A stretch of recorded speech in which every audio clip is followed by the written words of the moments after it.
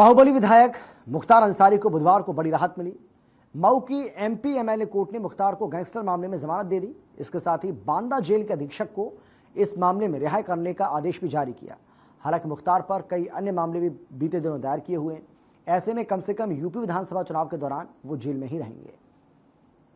देखिए, एक मामला सन 2011 में थाना दक्षिण टोला में गैंगस्टर एक्ट में कायम हुआ था और वह गैंगस्टर एक्ट का मुकदमा पुलिस के मुद्दइयत पर होता है। मात्र हैरान और परेशान करने की नीयत से वह दाखिल हुआ था और सन 2011 से ही वो मुख्तार अंसारी जेल में थे और गैंगस्टर के मुकदमे में अधिकतम सजा 10 साल है और आज की तारीख में वह उस मुकदमे में 11-12 साल से जेल में है।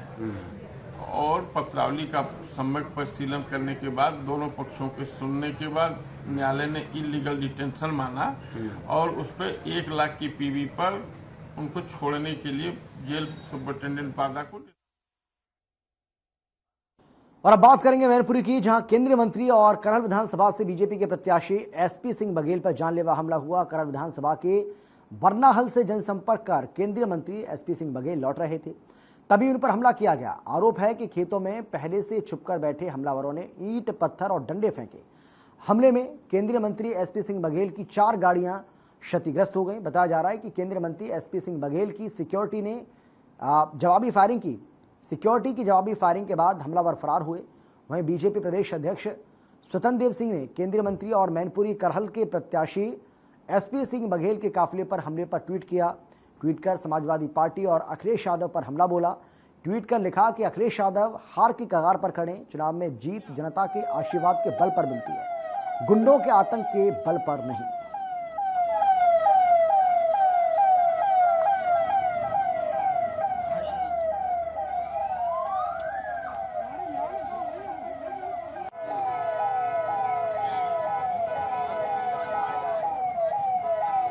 क्या हो गया?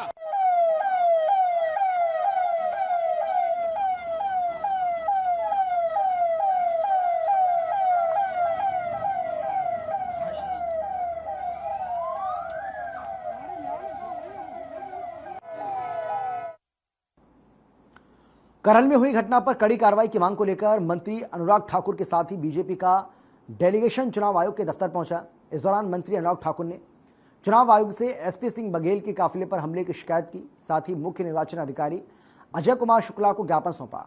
वहीं मामले में दोषियों के खिलाफ सख्त कार्रवाई की मांग भी की।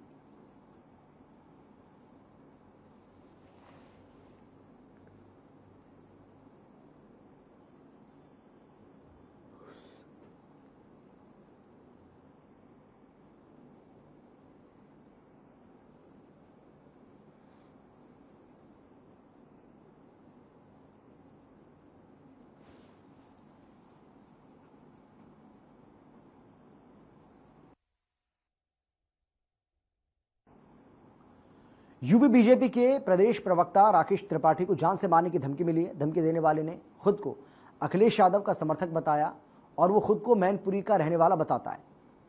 राकेश त्रिपाठी ने कहा है कि सुबह उन्होंने फोन पर एक शख्स ने गोली मारने की धमकी दी है। इसके साथ ही उसने उनके साथ गाली गलौज भी की। इस मामले में उन्होंने लखनऊ के आशियाना थाने में मामला दर्ज कराया है।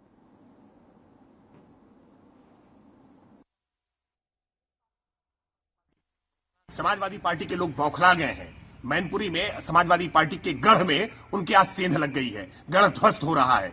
आज एसपी सिंह बघेल जी पर जिस तरह से हमला हुआ है, गीता साकी जी भारतीय जनता पार्टी की राज्यसभा सदस्य, उन पर जिस तरह से हमला हुआ है और अब भारतीय जनता पार्टी के प्रवक्ता को धमकाने का काम कर रहे हैं। ये गोली मारने की धमकी दे करके आप भाजपा को डरा नहीं सकते हैं। भारतीय जनता पार्टी चुनाव जीत रही है और समाजवादी पार्टी की हताशा ये साफ साफ बता रही है। वो कितनी भी धमकी दें, कितने भी डराने की कोशिश करें, भाजपा कार्यकर्ता डरेगा नहीं। समाजवादी पार्टी की हार सुनिश्चित है।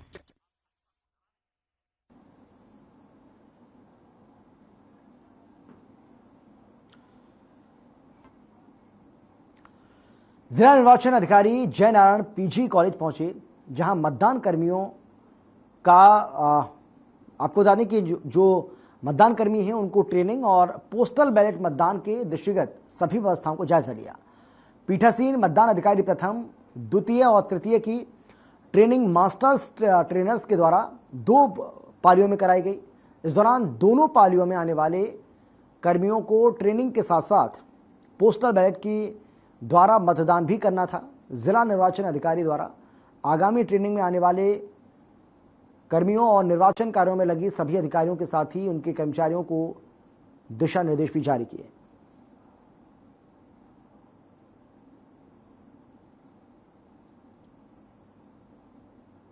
कि 23 फरवरी को लखनऊ में मतदान का हमारा दिनांक है। प्रातः 7 बजे से सायंकाल 6 बजे तक ये पोल की टाइमिंग है। अभी तक लखनऊ वोटिंग में काफी पीछे रहा है, 56-57%। लेकिन इस चीज को हमें इस बार तोड़ना है, और तोड़ना ही नहीं है, हमें इस बार रिकॉर्ड वोटिंग सेट करते हुए पूरे देश में अव्वल स्थान लाना है।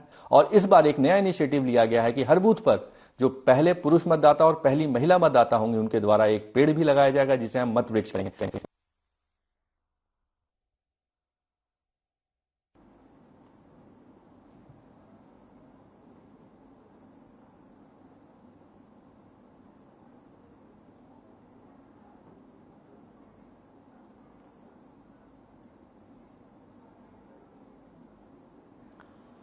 उन्नाव की बात करते हैं, जहां दलित युवती की हत्या के मामले में देर रात सिटी मजिस्ट्रेट और एएसपी फिर पहुंचे पोस्टमार्टम हाउस।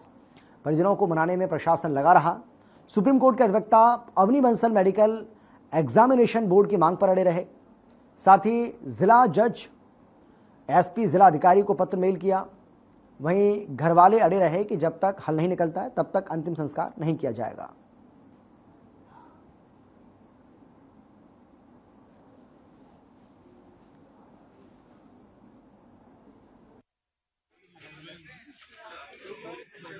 देखिए, मांग बड़ी साफ है।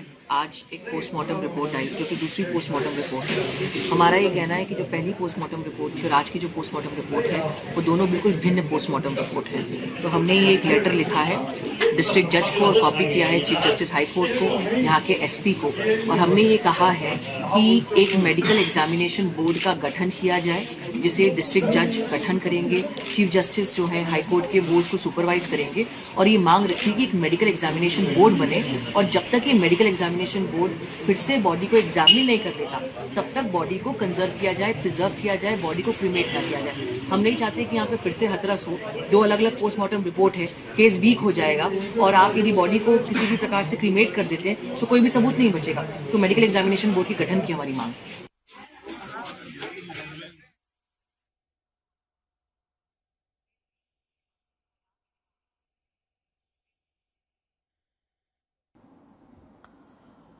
और अब बात करेंगे तेज रफ्तार के कहर की, जिसके चलते भीषण सड़क हादसा हुआ है। मामला है राम सनेही घाट थाना क्षेत्र के NH-28 नेशनल हाईवे के पास नारायणपुर गांव का, जहां तेज रफ्तार कार सड़क किनारे खड़े कंटेनर में पीछे से जा घुसी।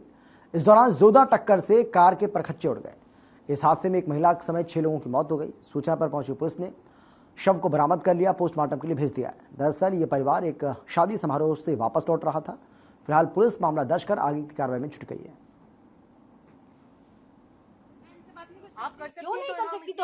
देखिए, मांग बड़ी साफ है। आज एक पोस्टमार्टम रिपोर्ट आई जो कि दूसरी पोस्टमार्टम रिपोर्ट है। हमारा ये कहना है कि जो पहली पोस्टमार्टम रिपोर्ट थी और आज की जो पोस्टमार्टम रिपोर्ट है वो दोनों बिल्कुल भिन्न पोस्टमार्टम रिपोर्ट है।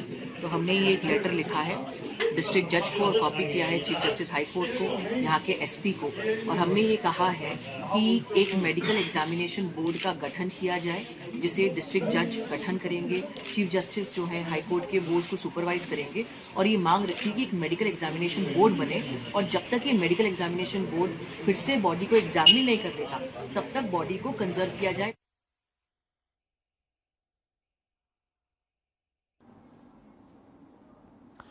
और अब खबर है लखनऊ के गोसाईगंज से, जहां पकड़े गए कछुओं को साई नदी में छोड़ा गया। आपको बता दें कि डीएफओ अवध वन विभाग रवि कुमार सिंह, वन दरोगा रईस खान सहित वन विभाग की टीम ने दुर्लभ प्रजाति के पकड़े गए 318 कछुओं को उनके प्राकृतिक वास में छोड़ दिया।